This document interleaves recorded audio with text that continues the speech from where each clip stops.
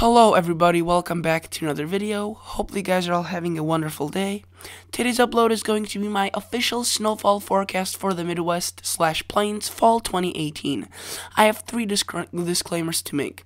My first one being, if you're wondering what makes this forecast, what on earth makes this forecast official, my explanation for this is my official forecast. Doesn't mean that this is the official one that you should go off of, that this is the official one on YouTube. This is just my official forecast and snowfall forecast for the fall 2018.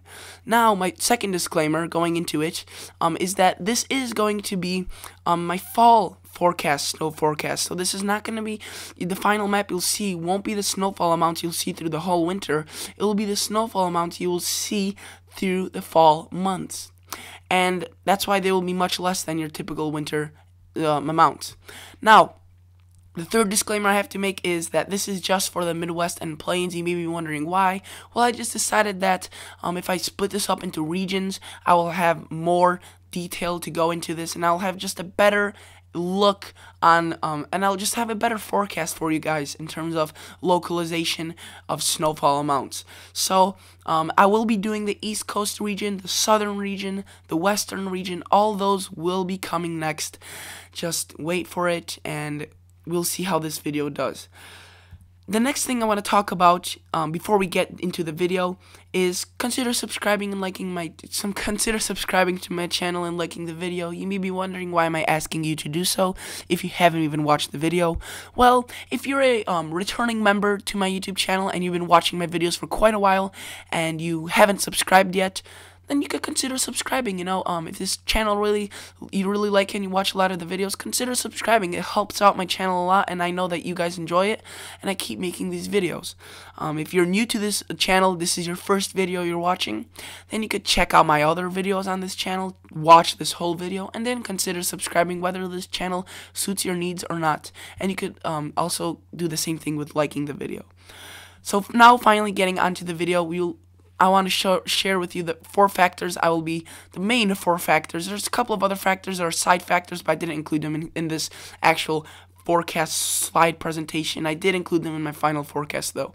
So the main four factors will be the ENCO outlook, which I'll get to in a minute, the average snowfall map for the Midwest/Plains, my Who Will See the Snowiest Fall This Year video, and analogs. I will explain each by each what these things mean once we get to them. So first thing I want to look at is the average snowfall map for the Midwest/Plains. Obviously, you can see this is not the Midwest and Plains only. This is for the whole United States. But if you're wondering what states will I be including in the Midwest/Plains forecast, these states: North Dakota, South Dakota, Nebraska, Kansas, Missouri, Illinois, Indiana, Ohio, Michigan, including the UP of Michigan, Wisconsin, Iowa, and Minnesota. All those states will be included in my Midwest/Plains snowfall forecast outlook for this fall.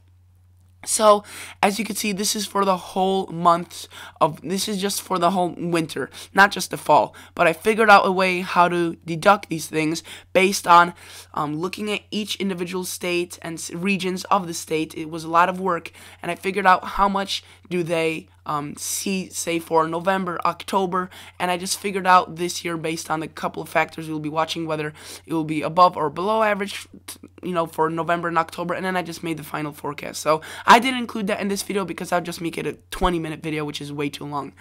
And I try making these videos short enough so it's enjoyable to watch. So as you can see, that even if this would be for the whole winter, you can see that the money shot, or not the money, the mother load of the snow will be the UP Peninsula of Michigan.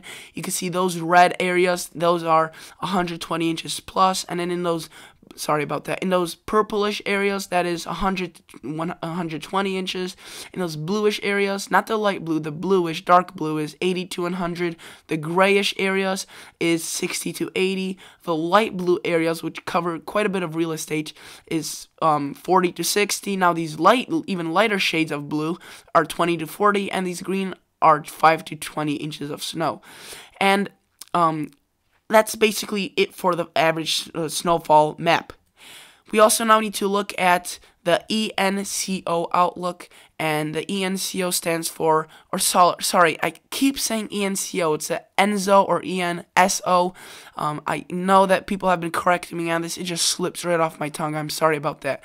So ENSO neutral is favored through July through September 2018, with an El Nino favored thereafter. So anything after September is going to be an El Nino, so that means the whole months of fall will most likely where most of the snowfall will be an El Nino. So you can see right here, this is a graph, October, November, December, where much of this fall snow falls. It's going to be around 60 to 70% chance of an El Nino developing. Now you may be wondering, what on earth does an El Nino mean for my location, my area?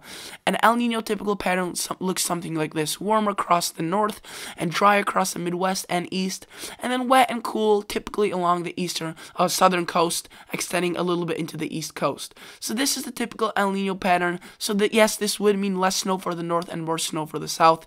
Not necessarily that the south would see more snow than the north, but based on average, the south would see more snow than the north. But there's a catch to this.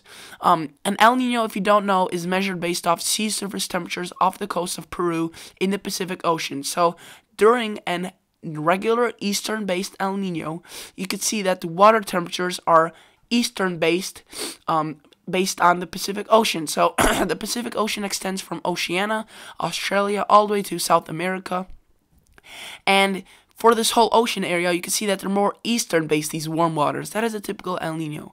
However, during an El Nino Modokai, which I will explain what are the differences between an El Nino and El Nino Modokai in a minute, you can see that the sea surface temperatures are more central-based, in terms of they are more warm in the central base, or the central part of the Pacific Ocean, and they are cooler by both sides in the East Asia area and the South American coastline area.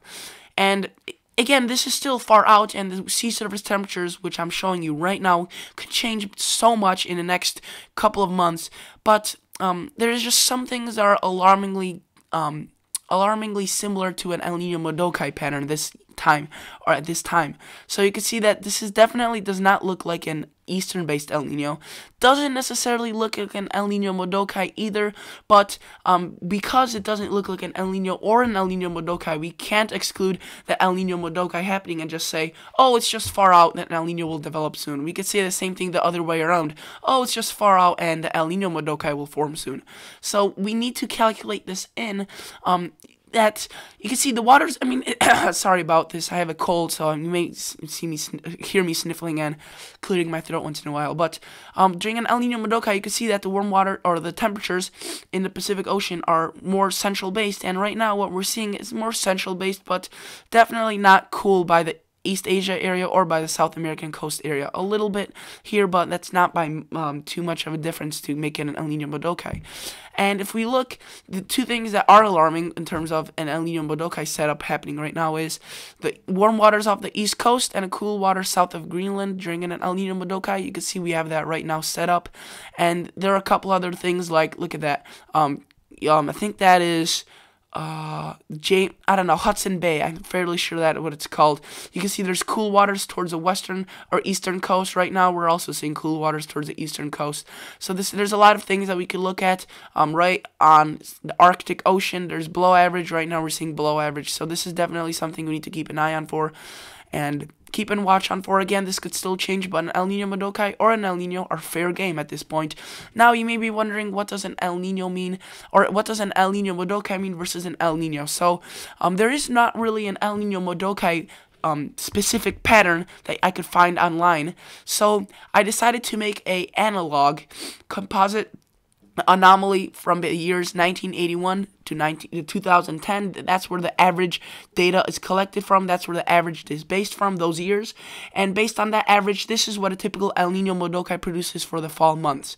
You can see that generally warm across much of the country, except some cooler conditions across the south, southeast, and northeast. So that is the differences between an El Nino Modokai and an El Nino, which we have here on the left. This is an El Nino. You can see I could have pulled up this map and compared it to the El Nino Modokai, but in order to make it more equal and more fair, I decided to make the same type of map I did for the El Nino Modokai with an El Nino. Sorry this keeps showing up, but as you can see, at the bottom of the image, it shows October through to December 2014, 2015, 1997, 1982. I'm fairly sure that's what I put down there. Yes, so you can see that again, warmer across much of the country.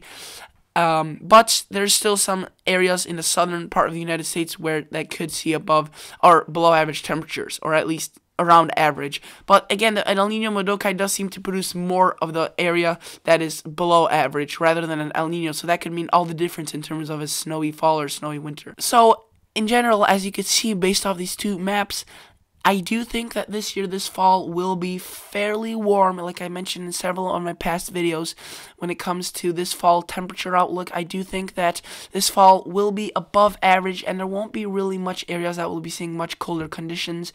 However, that's why my final outlook for this, which you'll see in a couple of minutes, is doesn't really show that much snow, or it shows a little bit below average for the compared to the average fall average for those states. But one thing I do gotta mention is I did leave the UP Peninsula of Michigan above average due to the fact that the warm temperatures are gonna cause warm lakes, and the warm lakes are gonna take more time to freeze, and the more time the lakes take to freeze, the more lake effect snow there's gonna occur. So I do think areas like right by the coast of Michigan, like the actual base of Michigan, not the UP Peninsula, just the actual, the lower state, you can see that, So, in general, I do think that this fall will be fairly warm as based off these two graphs, whether an El Nino or an El Nino Madokai happens. So you may be asking, will the snowfall totals for the Midwest be decreased? Yes, they will for the fall. I did make them a little bit less than average due to the fact that, at this point, it does seem that, again, it will be above average in terms of temperatures. However, there's another catch to this, that the lakes may be warmer due to the warmer temperatures, and obviously when the lakes are warmer, that could produce more lake effect because they take longer time to freeze over, and when they take longer time to freeze over or ice over, they produce more lake effect snow, which would leave the UP Peninsula of Michigan and the actual state of Michigan, the lower state of Michigan, with more snow, which I'll show you in my final forecast in a minute. Another thing we got to look at within El Nino Madokai is obviously the rainfall amounts, which would, if it's cold enough, to produce some snow. But you can see during an El Nino Madokai, this is assuming if one occurred, that it would be drier than normal across the west and wetter than normal across the east. This is, typically true with an El Nino Madokai. However, is an El Nino Madokai going to happen? We don't know. It's still too far out. So I also want to show you my third, or I think this is my fourth and final factor in this video, is who will see the snowiest fall this year. And this was my original outlook. You can see that I said cold and snowy across these blue areas, and the darker the blue, the more higher the chances. However, a catch to this is that this doesn't necessarily mean that these areas will be cold and snowy, except they will be colder and snowier compared to the rest of the country, and these areas will most likely be warm and dry, not even compared to the rest of the country. I do think these areas will be just warm and dry. If I were to remake this forecast now, this was made a couple of weeks ago, keep that in mind, I would extend this orange to about right along this line. Let me turn on my pointer. Right along where the blue is right now, and I'll remove this blue, light blue, and just leave it with this darker blue, and maybe extend it further up the east coast. But that would be the modifications. But that is my who'll see the snowiest fall forecast factor. Now for the final, my final official snowfall forecast for the Midwest/Plains for the fall. Drumroll, please. This is how it looks like. So, there's a lot of colors, there's a lot of numbers. I'll explain each by each, one by one, if that makes any sense. So, you can see that I did leave the UP and Peninsula of Michigan around average or above average for the fall months, around 20 to 30 inches of snow. I know that some locations may be seeing 40 in fall, but I don't think this year there will be any big snowstorms during the fall that will produce huge amounts of snow. If anything, there may be quite a bit of lake effect, which I may have underassumed a bit with these snowfall totals, because there could be, lake effect snow is localized in nature, so there could be maybe say in some areas in the UP of Michigan, like Marquette, may see 50 inches with one lake effect event, while the rest of the UP Peninsula of Michigan may see just 15 throughout the whole fall because the lake effect doesn't affect them. So I just decided to average this whole thing out because lake effect at this point is unpredictable where it will set up. That is even unpredictable couple days out, let alone couple months. That would be just ridiculous. So I averaged out the whole peninsula to around 20 to 30 inches of snow. Yes, some areas will see more snow. Yes, some areas will see less snow. Now, in the pinkish areas, which I explained earlier, why I think these areas will see quite a bit more snow than normal is because of the lake effect. I think will be above normal this year. We'll be seeing 10 to 20 inches. Yes, again, because lake effect is localized in nature. Some locations may be seeing 25, 30 inches, while some locations in these pink areas may be seeing only 5 or 6, 7 inches. In the purple areas, I do think it will be 5 to 10 inches for the fall. Again, keep this in mind. This is just for the fall. These are not the numbers for the final winter forecast. These numbers aren't for the whole fall winter season. This is just for the fall season. So I do think these areas will see 5 to 10 inches due to obviously being further up north and colder air being more accessible, turning the rain over to snow. And sorry about that. These darker blue areas, I think, or the darkest blue areas, will be 1 to 5 inches of snow. Yes, again, some storms. Some of these locations will see 7, 8 inches possibly, but some locations here will see 0. But around the average, I would say 1 through 5 inches will be majority of these locations in the blue for the fall. In this lighter blue, I would say 1 to 3 inches, and for this lightest blue, I'd say 0 to 2 inches of snow. And if you're wondering what is different from this compared to the average year, is the lake effect this year I think will be stronger during the fall, and I also did increase the average did increase the snowfall forecast for the southern part of the Midwest above average compared to say in the purple. So in the purple area, 5 to 10, that is around average or a little bit above average, somewhere around average for those areas. However, 0 to 2 inches for these areas is a little bit above average, and I do think it'll be getting more above average as we go down farther to the south due to the colder temperatures and cooler and wetter conditions, which will again produce some more snow. So hopefully, guys, that makes sense. Hopefully you and also I forgot to explain this area, that is again also due to lake effect. So hopefully that made sense. Hopefully you enjoyed this video. I will be making, I think, the East Coast next, my official East Coast snowfall forecast next, so stay tuned for that. Hopefully you guys enjoyed. Hopefully you guys gonna subscribe to my channel. Hopefully you will like the video, and as always, I'll catch you guys on the next episode.